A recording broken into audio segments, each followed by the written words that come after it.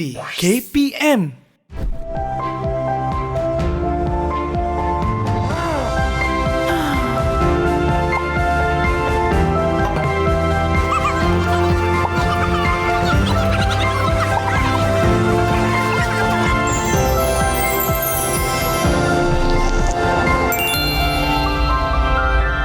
Assalamualaikum, salam sejahtera dan selamat menonton Membina Juara. Rancangan di mana kami bersama-sama berkongsi pendapat, pengalaman dan juga tips-tips yang dapat membantu ibu, bapa dan anak-anak membina juara di dalam diri kita.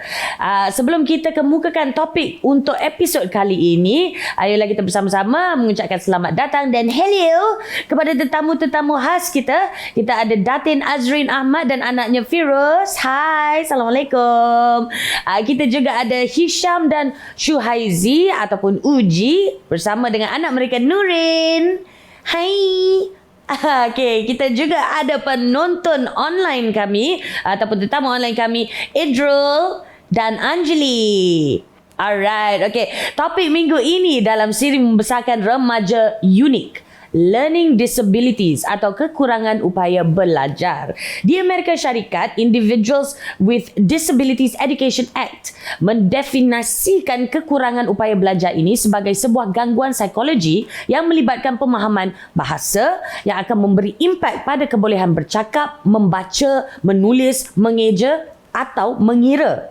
Seperti autism dan ADHD, ia adalah sejenis neurodiversity yang bermaksud otak mereka berfungsi sedikit berlainan berbanding dengan orang lain. Learning disabilities ini termasuk dyslexia, dysgraphia, dyscalculia, dyspraxia, auditory processing disorder dan visual processing disorder. Yang paling biasa kita dengar sebanyak 80% kes ialah dyslexia. Seorang individu dengan autism dan ADHD ada kemungkinan mengalami kekurangan upaya belajar ini, namun seseorang yang mengalami kekurangan upaya belajar ini tidak semestinya ada autism atau ADHD. Anda mungkin tertanya-tanya, kenapa jarang dengar pasal disorder ni? Sebenarnya kan, jangan terkejut seramai 1 dalam 10 kanak-kanak bersekolah mengalami kekurangan upaya belajar. Ini baru yang dilaporkan. Yang tak dilaporkan pula macam mana? 1 dalam 10 ya. Jadi apa sebenarnya cabaran kita ni? Mungkinkah masalah anak kita di sekolah yang mereka sedang alami sekarang ini sebenarnya sebuah simptom kekurangan upaya belajar ni? Baru kita mulakan tertanya-tanya, banyak soalan dalam kepala sekarang ini. Tak apa, kita boleh relax sedikit kerana untuk menjawab, untuk bantu kita cari jawapan itu, kita ada kaunselor berdaftar kita, Dr. Nur Safatul Azdin Abdul Razak, untuk bantu kita. Assalamualaikum, Doktor. Alright lah, kita sedang belajar mengenai learning disabilities, ataupun learning disorders. Right, yang sekarang ni masih lagi di tahap yang ada yang pernah dengar, kurang tahu kan. Kalau pernah dengar pun tak faham bahasa, tak faham apa maksudnya dekat Malaysia ini. Jadi adakah doktor sendiri merasakan yang masih lagi ada stigma dengan perkataan disorder tu mungkin? Okey. Terima kasih Alia tentang soalan tu. Bila Alia sebut pasal stigma, saya nak rumuskanlah. Maksudnya saya nak rangkumkan sebenarnya masih lagi wujud stigma ni. Kenapa ada wujudnya stigma berkenaan dengan kita panggil kurang upaya pembelajaran ni, ataupun learning difficulties, kesukaran untuk belajar. Okay, salah dalam kalangan kanak-kanak maupun remaja. Okay, stigma S, iaitu salah faham tentang pembelajaran. Bila kita sebut tentang salah faham ni, kadang-kadang bila kita tengok learning difficulties ni ataupun kesukaran pembelajaran ni, kita rasa bahawa remaja ataupun kanak-kanak ni macam dah tak ada harapan. Okay? So salah faham tu menyebabkan stigma tu wujud sebenarnya, Alia. Okay. T T ni tak peka pada perubahan ataupun perkembangan. Kadang-kadang kita perasan ada berlaku perubahan, rasa macam tidak berkembang seperti kanak-kanak yang biasa in terms ataupun khususnya pada dalam proses pembelajaran. Tapi kerana ketidakpekaan ni menyebabkan stigma tu mungkin boleh wujud. Okay. I, input. Okay, bila kita tak ada, maksud kita bila kita kurang peka tentang perubahan, input pun kurang tentang simptom. Kita maksudnya simptom-simptom mungkin berbeza sikit. Mungkin macam Alia kata tadi, disleksia mungkin berbeza simptom dengan diskalkulia. Betul. Okay, dan kesukaran yang lain. Okay. Begitu juga G, galakan daripada sistem sokongan yang kurang. Okay, bila dah ibu bapa mungkin kena pasti mungkin dia perasan bahawa anak-anak dia ni mungkin mengalami kesukaran ataupun kelainan. Tapi dia tidak menggalakkan untuk anak-anak tu ataupun remaja tu hidup dengan keperbezaan yang wujud antara yang lain. Okey, G stigma, M mitos sebenarnya. Bila kita sebut pasal kesukaran pembelajaran ni, Lia, kadang-kadang ramai kita dibelenggu dengan mitos. Maksudnya macam ni.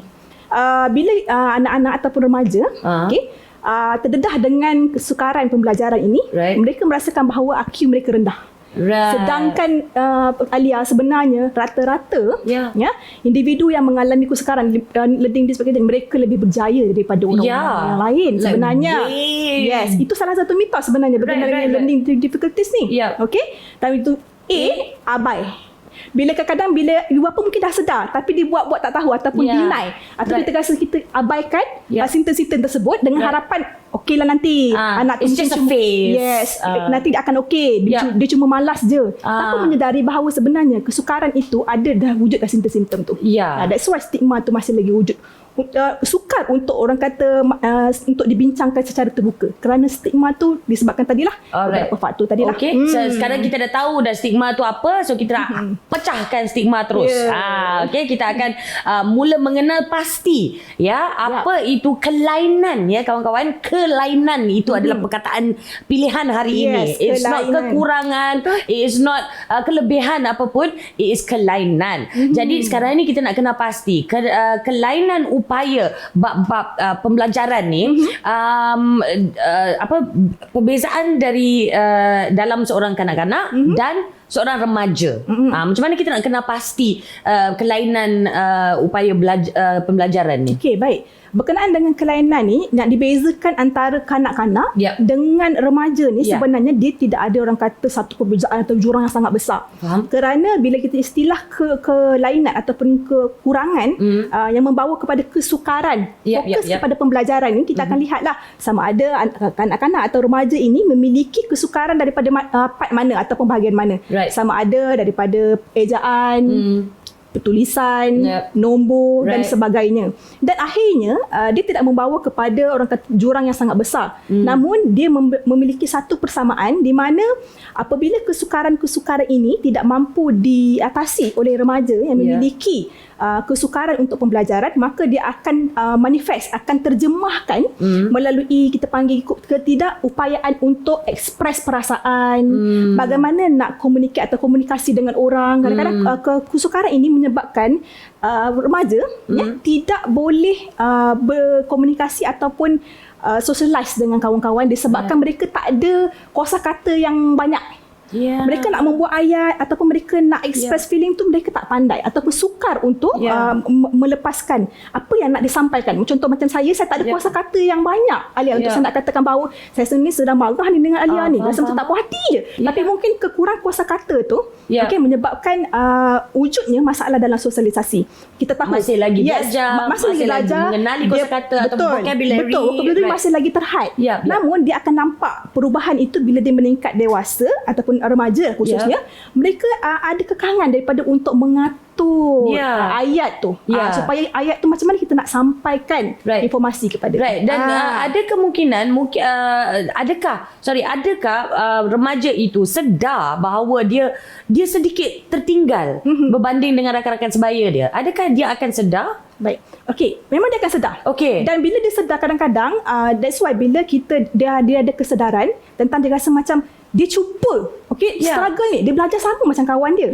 Tapi kenapa dia punya result ataupun hasil tak sama dengan kawan-kawan yang lain? Kadang-kadang mereka terbuka untuk bercerita, dan kadang-kadang mereka ni ada inisiatif untuk menutup kekurangan tersebut. That's why kadang-kadang bila ada rakan-rakan yang peka tentang perubahan kawan-kawan, kenapa bila nak tulis something ataupun nak mengarang sesuatu, kawan dia ni dia tulis dengan agak lambat. Right. Sebab kadang-kadang kan bila kita tuliskan ada handwriting atau penulisan yang tak berapa cantik. Cakap ayam. Betul, cakap ayam tak boleh dibaca, huruf kecil besar dan sebagainya. Inilah cara yang mungkin untuk menutup I see. kekurangan tersebut lah. Ada juga terbaca somewhere yang bab learning disability ni ataupun learning disorder ni lebih ramai anak-anak, kanak-kanak ataupun remaja lelaki yang mendapat diagnosis tersebut berbanding dengan perempuan. Kenapa Bila sebut tentang perbezaan lelaki dengan perempuan ni, sebenarnya tidak ada kajian pun sebenarnya. Itu merupakan salah satu mitos juga sebenarnya. Okey. Untuk kita panggil kesukaran pembelajaran. Alright. Sebab apa? Kita akan nampak lelaki ni lebih banyak kita nampak dia didiagnose tentang kesukaran. Sebab apa? Sebab lelaki lebih banyak menzahirkan dia punya kesukaran. Sebagai contoh bila ada lelaki kan, kanak-kanak lelaki, bila kita tengok dia belajar, dia kurang fokus. Betul. Berbanding dengan kanak-kanak inilah perempuan. Kerana itu kadang-kadang bila dia tak fokus, lepas tu nanti dia mula agresif, tunjukkan benda-benda lebih agresif, maka dia lebih didiagnose.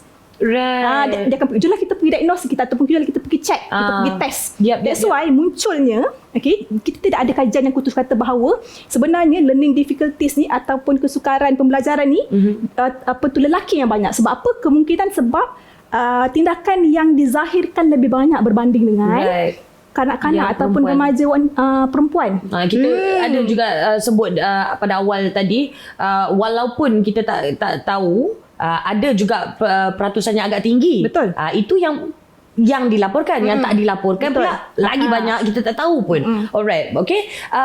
Antara kesan-kesan yang akan ada dan stay dengan seorang remaja itu dalam usia dewasa dia mungkin kalau tidak mendapat diagnosis tersebut. Betul. Okey, bila kita tak diagnose, contohlah kan, ataupun diagnose salah lah pun, ataupun kita tak diagnose pun, kita dah tahu kena pasti dah simptom-simptom yang dialami oleh individu ataupun remaja ini, tapi tak didiagnose. Okey. Dan tak dirawat.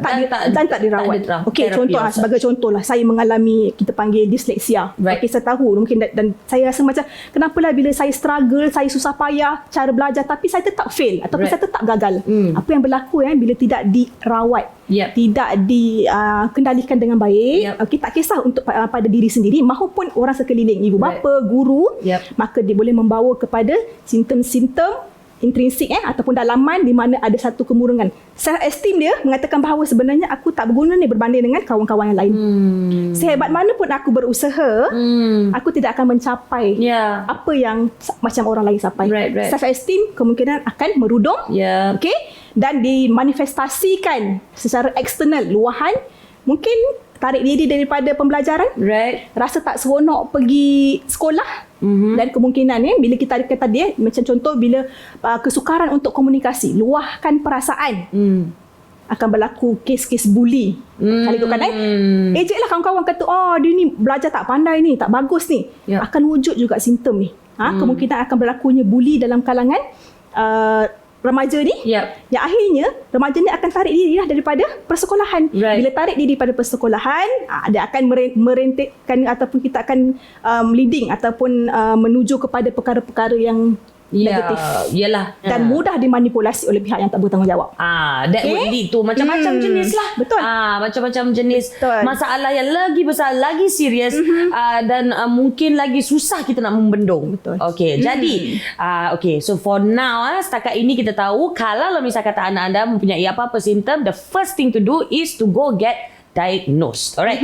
Ada banyak lagi nak dibincangkan mengenai learning disability ini ataupun kekurangan upaya belajar, tapi sebentar lagi kita berehat seketika kembali bersama Membina Juara.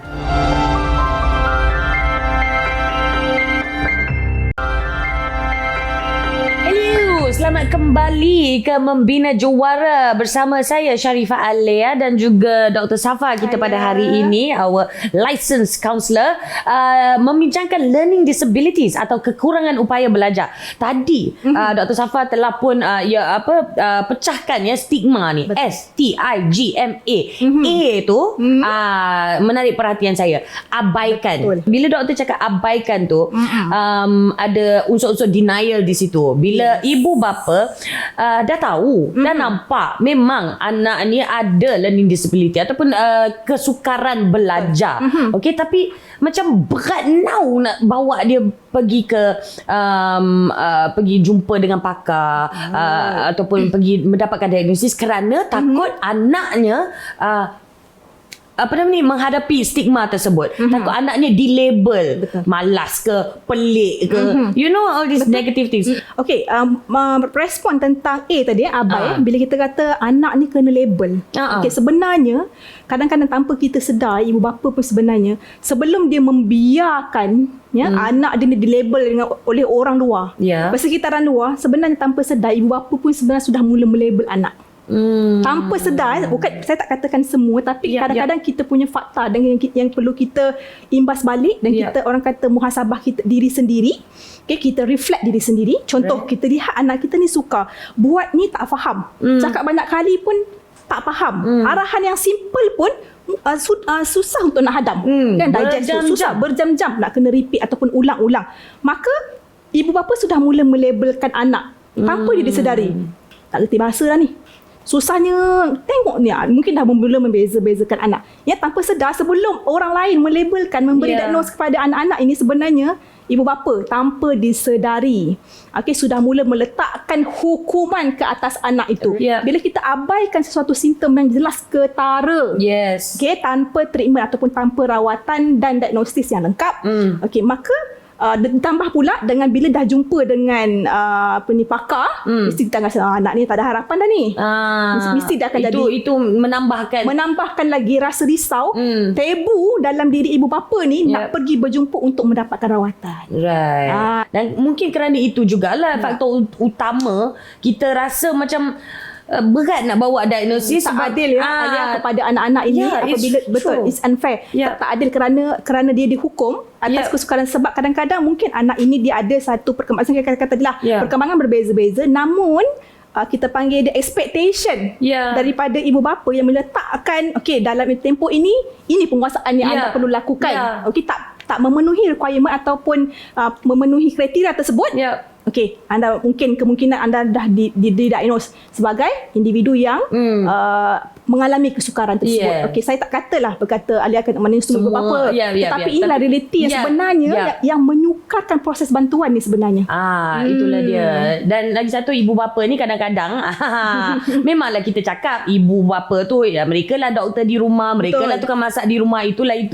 Tapi itu tidak menjadikan mereka pakar, Jadi kalau dah nampak simptom itu, silalah bawa ke pakar. Jangan kita labelkan dahulu. Alright. So sekarang ini kalau lah misal kata ada antara yang sedang menonton ini yang memang merasakan anak mereka ni memang ada kesukaran pembelajaran dan ada sedikit macam wow, apa yang doktor cakapkan tadi kan, saya tak nak jadi A dalam stigma itu, macam mana dia nak dapatkan bantuan?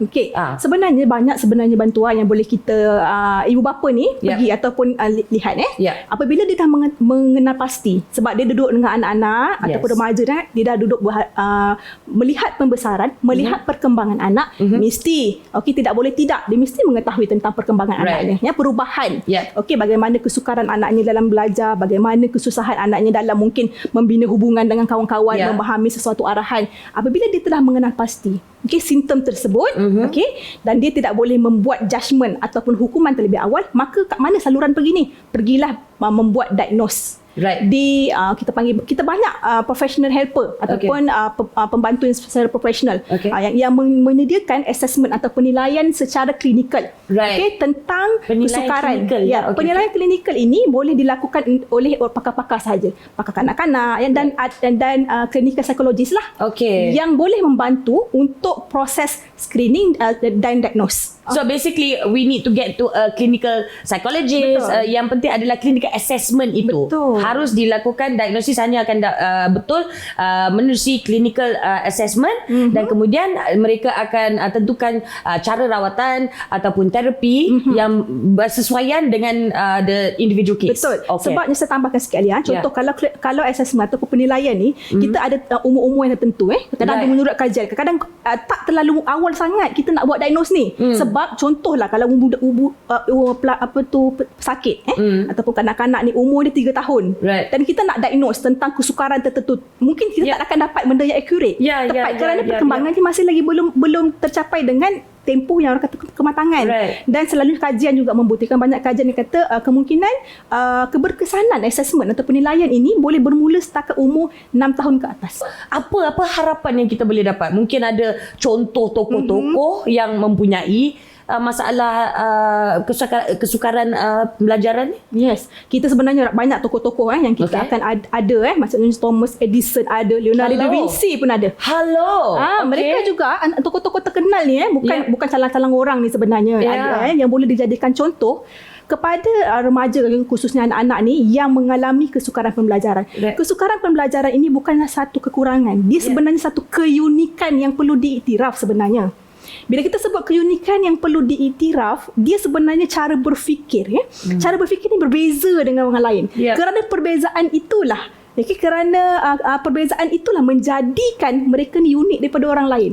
Dan keunikan itu perlu diiktiraf dengan mendapatkan rawatan dan bantuan untuk dia cemerlang dalam kehidupan. Tak semestinya individu yang ada kesukaran dalam pembelajaran dia tak boleh berjaya. Steven Spielberg had a learning disorder, dan juga ialah Justin Timberlake, Leonardo da Vinci. Jadi mereka telah berjaya bukan sahaja mengatasi kesukaran pembelajaran mereka, tapi juga telah berjaya enhance yang keunikan mereka itu, apa yang unik pasal mereka, apa yang kurang mereka perbaiki, dan apa yang lebih itu mereka enhance lagi. So that's really good news. Itu sangat harapan yang sangat-sangat bagus sebenarnya. Okey, kita akan berehat seketika.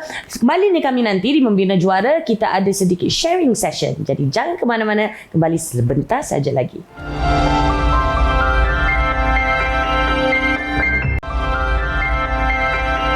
Selamat kembali menonton Membina Juara. Hari ini kita bincangkan learning disabilities atau kekurangan upaya belajar. So di talian sekarang ini kita ada tetamu khas kita, Datin Azrin.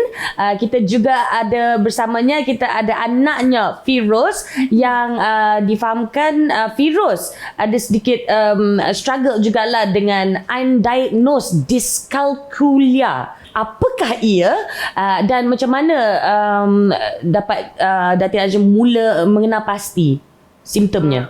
It's mathematics dyslexia. So kalau kita ada dyslexia untuk language, we have dyslexia untuk nombor. Right.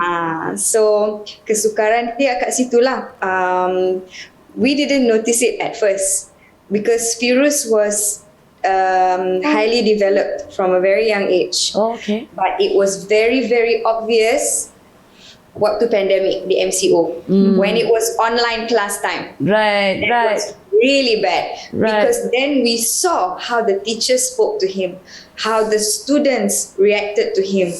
And we will always hear things from one side only. Kami tak pernah dengar dia complain apa-apa. So the things we noticed was, one, difficulty recognizing numbers straight away. Okay.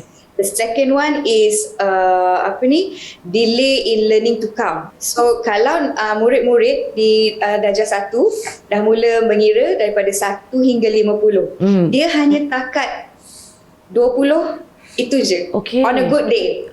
And even then dia akan kira for 11, 12, 13, 14, 15, 17, 18, 19. Yeah. He's left something out there.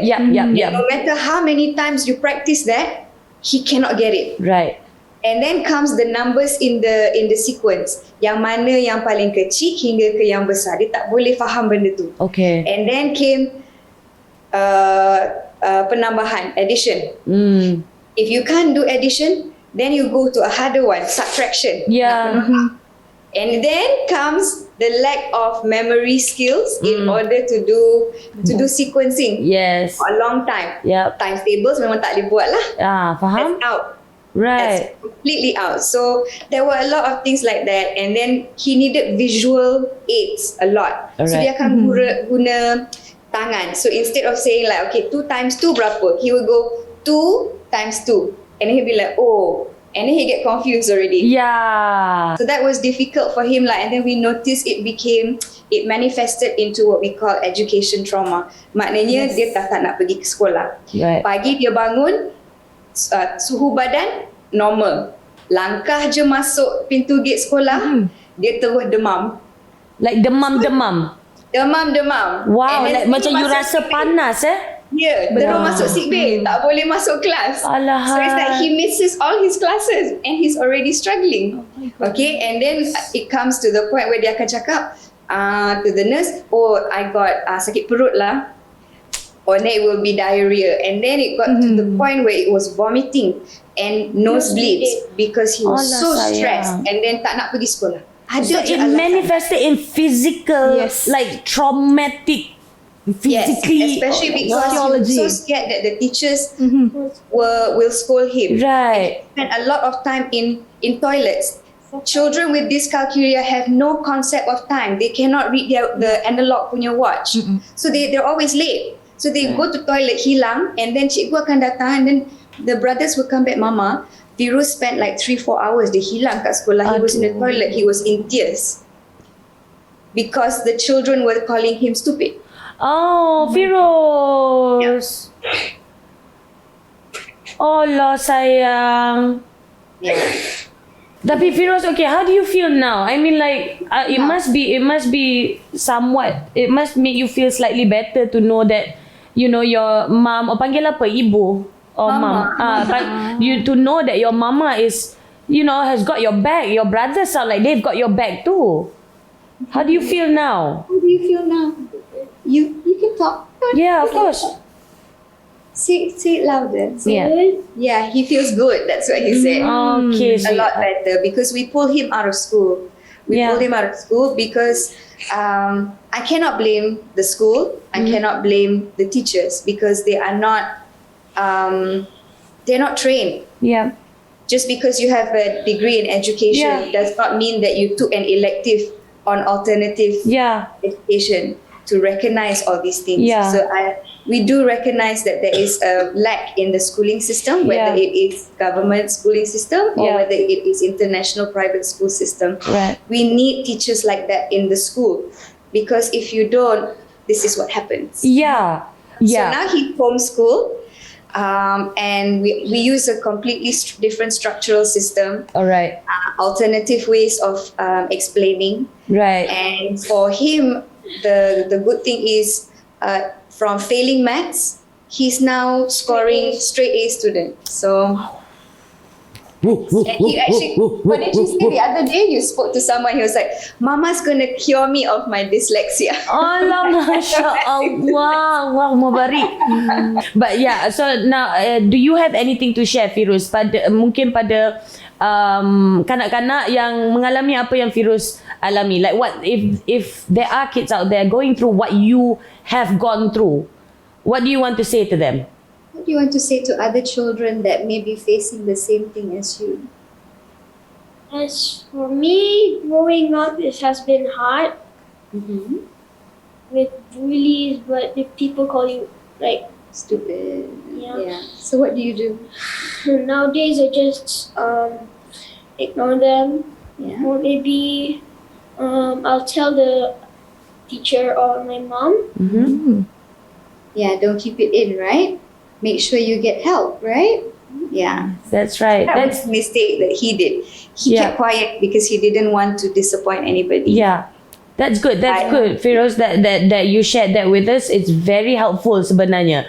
Okay, kalau ada anda sedang mengalami masalah ataupun kesukaran belajar, bagi tahu kepada ibu bapa. Okay, mungkin kita tak tahu, ibu bapa akan membantu kita. Thank you so much Datin and Firuz. Please stay on the line. Kita akan sambung borak sebentar saja lagi. Sekarang ini kita bersama dengan Hisham dan juga Syuhaizi, pasangan Hisham dan juga Syuhaizi ataupun Uji. Okay, anda berdua telah pun kena pasti anak anda Nurin yang berusia 8 tahun ada juga mengalami kesukaran pembelajaran, undiagnosed dyslexia. Can you please tell us a bit about that? Ya, so hikmahnya waktu COVID ini dan kebetulan my recent employment contract pun dah habis. So saya buat pertama kalinya duduk serumah dengan diorang dengan jangka masa yang lama. This is the first time. Daripada Januari tahun ni. So daripada situ yang saya sebagai seorang ayah, and then saya pula dibesarkan in a very regimented environment. Maknanya arwah tok, arwah bapa, askar, polis. So saya pun pernah dalam military. So Wow. boleh bayangkan macam manalah environment. Faham? Setakat kalau degil kena senduk kayu patah boleh senyum lah, senang cerita. It's very graphic and visual, okay? Alright. So daripada mula Januari sampai sekarang, saya sendiri together dengan Uji personally monitor dia punya PDPR. Betul. Pembelajaran dari rumah. Dan untuk kali pertamanya memang saya seperti mungkin ayah yang lain lah, agak impatient lah. Ajar 1+1 dekat 100 kali tak faham. Ya, faham. Sampai dah tulis, dah lukis bulat, tak faham. Only then I have to admit, barulah saya ambil serius apa yang Uji cakap. Okay. Then saya start to tone down lah. So daripada situ yang saya sebagai ayah, okay lah, maybe apa yang Uji cakap all the while ni betul lah. Saya lah salah. Saya just dismiss it. Ingat, budak-budak biasalah. Main je lambat je. Saya pun, kalau according to ibu saya pun start buat maths pun lambat. Enjin panas, darjah 3/4 bunyi panas, tapi jadi manusia juga. Faham. Yap. Tapi itulah pendekatan itu kadang-kadang tak boleh nak recycle kan.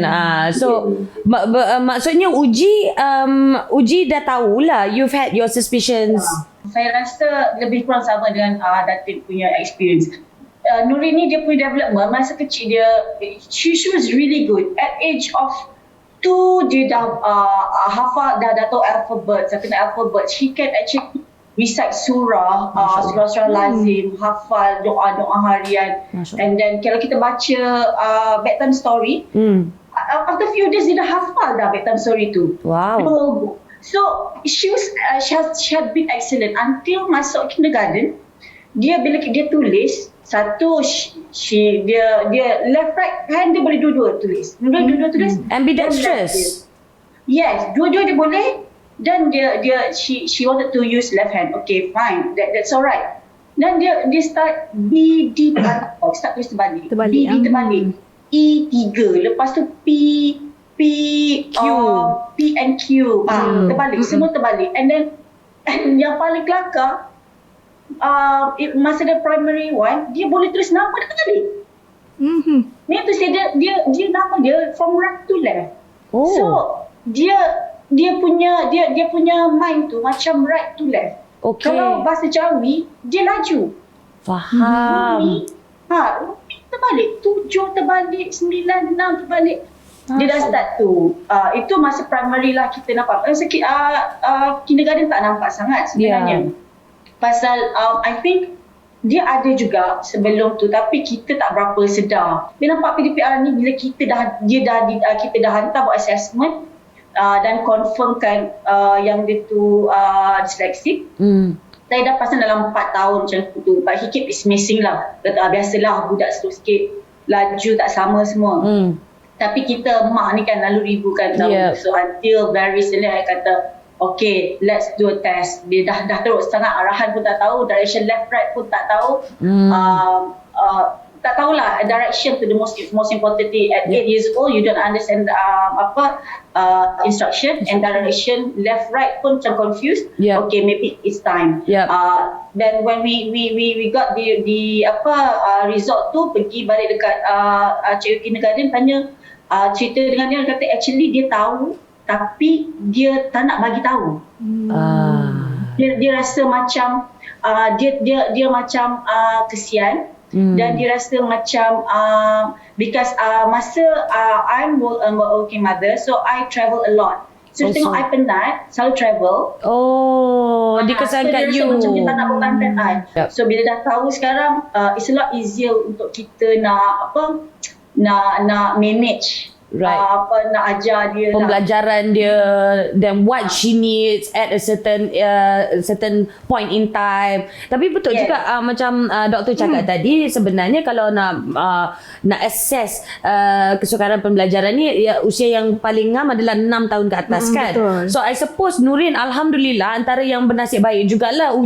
Firasat Uji sangat kuat. Tapi okay, so sekarang ni alhamdulillah dah dapat diagnosis. Tapi bila Nurin sendiri dapat tahu that she dia dapat diagnosis itu, apa reaksi Nurin ya? I think pada saya rasa, I think when we did the test dengan a certified pediatrician who specializes in child dyslexia assessment, Okay. Dia macam tak ada perasaan. I think ujian ni dalam dekat sejam 2 jam tak salah saya. Okay. Seingat saya lah, because I actually sat sebelah dia. Right. So lepas dapat result, dia macam, I think even sampai sekarang pun saya rasa dia pun, to her dia macam normal. Right. Dia tak ada rasa, dia tak ada perasaan. Okay. And then dia macam, contohnya di sini, she's always happy. Right. Pada dia setiap hari dia happy. Tetapi ini mungkin untuk ibu bapa yang sedang melalui perjalanan macam kami jugalah. Yeah. Yang saya baru discover, rupa-rupanya setiap malam bila dia tidur, she would cry herself dengan sedih. As if sedih orang tu meninggal. So Uji terpaksa belai dia, tell her bedtime stories sampai dia tertidur setiap malam until hari ini. Which kita pun tak tahu. It's like we have to assure her that we love her. Dia anak sulung, so gap dengan adik dia for 4 years. Lepas tu now she has 3 other siblings lah. So kita tak boleh belai adik dia. Faham. Dia je. Maknanya kalau kita start sayang sama adik, nanti dia macam mommy don't love me. Oh, is that how she feels? She feels like she let you down somehow? Yeah. Okay. Then if we get angry with her, nanti she felt really bad. Dia rasa macam dia tu macam it's because she did something wrong and because we don't love her, and then kalau kita tak pay attention to her, nanti malam dia start lah mommy don't love me. So every night I have to spend at least half an hour to 1 hour the whole process of assuring that we love. Betul. Memang macam tu, dia bagus. memang very sensitive. Alright, saya nak juga tahulah awal tadi papanya pula cakap from a male's perspective kan. Akhirnya terpaksa akur and then cakap okay, Uji might be right. You know that maybe. So when she was But it's diagnosed, always right? yes. I could have told you that earlier, but you know, tapi bila saat you sendiri cakap yang you were there next to her and bila dapat diagnosis tu, how did you react? I think number one, pasal saya ni, untuk yang mengenai saya, I'm very strict. Muka pun muka ketat, tapi sebenarnya saya tak garang. Okay. Yeah. So I think hikmahnya di sini ialah saya start to tone down. Okay. So tak cepat ni. Walaupun saya geram, tapi istighfar tu memang Allah je lah yang tahu banyak. Ya. Alhamdulillah. Yeah. And then apa yang untuk ibu bapa yang lain, untuk anak-anak yang didiagnose sebagai dyslexic je, setiap perjalanan itu berbeza-beza. Yes. Dia tak ada a certain rule of guideline yang kata you have to do it this way, tidak ada. Yep.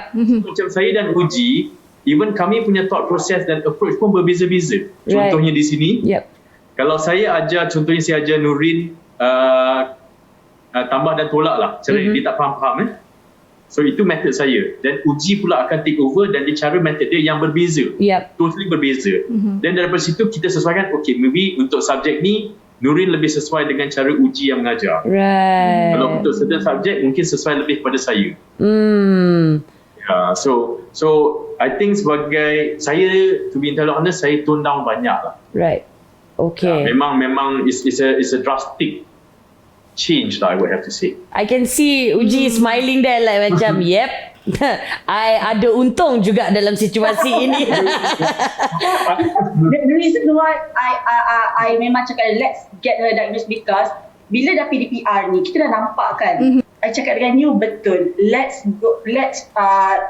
get it done and over with. Okay. If it's yes. If it's no. If it's no, alhamdulillah, it's good. If it's yes, then you have to try sabar. Yeah. Dan boleh mula cari, dan boleh mula cari a different approach. Yes. Okay, alright. That what happened lah. Alhamdulillah, rasa dia dah memang Okay, faham. Alright, sebenarnya banyak yang telah pun dikongsikan anda berdua yang boleh diambil, pakai dan digunakan oleh ibu bapa yang mungkin mengalami situasi yang sama sekarang ini. Tapi selain daripada tu, what has this experience taught you? Apa yang selain sabar dan tone down, apa lagi yang telah Kira macam apa lagi yang menguntungkan dari situasi ini ataupun pengalaman ini?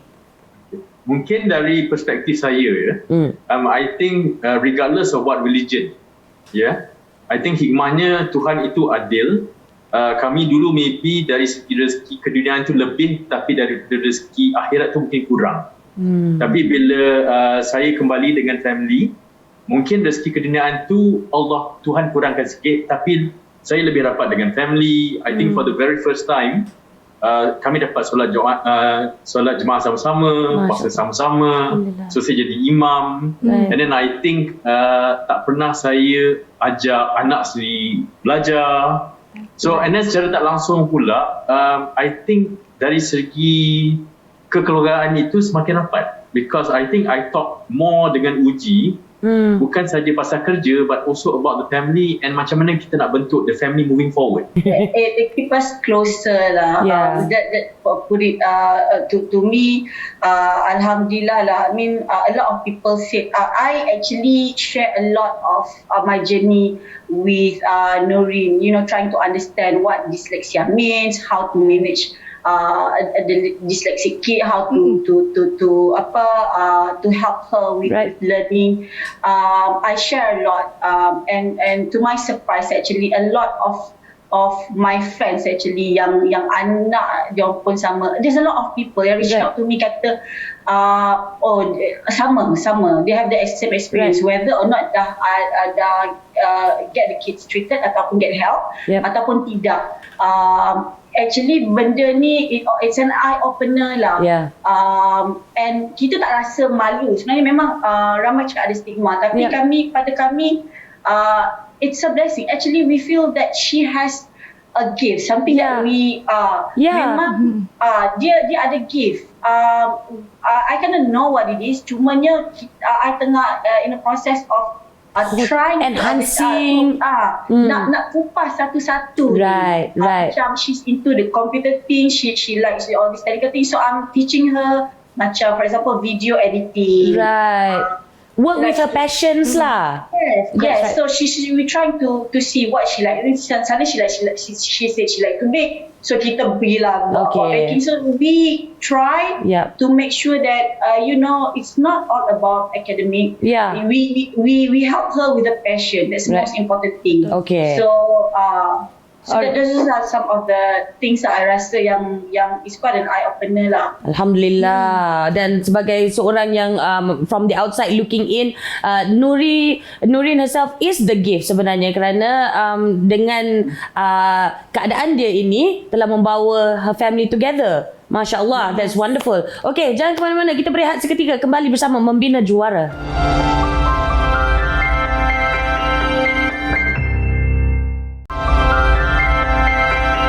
Selamat kembali menonton Membina Juara. Kita membincangkan learning disabilities atau kekurangan upaya belajar. Wonderful sharing session daripada ibu bapa yang berada dalam situasi ini sebentar tadi. Tapi sekarang kita nak buka ruang kepada tetamu online kita, Idrul. Silakan dengan soalan anda. Hai doktor, saya nak tanya, bagaimana nak mendidik diri dan keluarga untuk memahami dan interaksi dan mendisiplinkan anak yang menghadapi masalah pembelajaran? Bila kita nak kata nak mendidik diri ni, pertama sekali kena terbuka. Bila kita membuka hati kita ni, menerima perbezaan sebagai satu keunikan, maka kita boleh menyusun strategi bagaimana kita nak berinteraksi. Saya ambil contoh tadi, macam Puan Uji katakan tadi, masa anak dia kecil, kan, anak dia boleh ingat cerita bedtime story tu sebab kita selalu bercerita. Sekali Maknanya dua dia dengar, dia dah boleh hafal. Betul. Maknanya dia ada kelebihan dalam apa? Pendengaran audio berbanding dengan penulisan, kan? Jadi untuk kita nak memahami perbezaan yang dialami oleh anak-anak, ahli keluarga kita, maka kita akan menilai ataupun kita akan fokus kepada kelebihan yang dia ada ini. Berbanding daripada kelemahan yang akhirnya akan menyampaikan bahawa dia ni tak orang kata tak normal macam orang lain.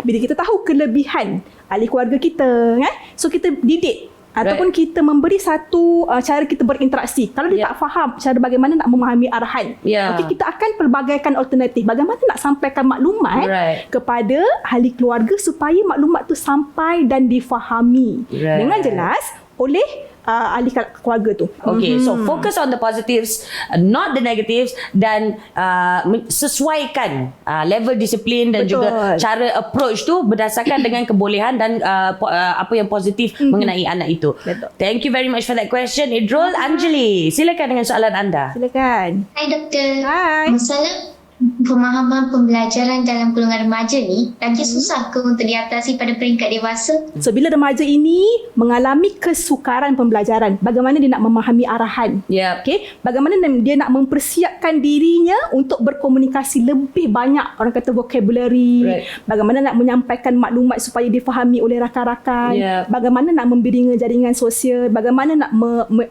apatah lagi persediaan untuk bekerja dan sebagainya. Maka bila menjurus kepada soalan ini, sudah tentu dia mempunyai cabaran lebih kompleks dan besar berbanding dengan perkembangan kanak-kanak. Sudah. So dari dewasa pun lagi susah berbanding dengan remaja. Tapi itulah pentingnya kita kenal pasti apa sahajalah simptom ataupun diagnosis yang diperlukan, dan dari situ kita boleh assess dan approach dengan cara yang paling sesuai. Paling sesuai, betul. Alright, okay. Alright, tak mau stigma dah, okay. Okay, kita kembali ke tetamu khas di talian. Tak apa, kita nak tanya pada mungkin kita boleh mulakan dengan Datin Azrin dulu. Pesanan kepada ibu bapa ataupun remaja yang sekarang ini mungkin berhadapan dengan kelainan upaya ataupun kekurangan upaya pembelajaran ni yang belum mendapat diagnosis.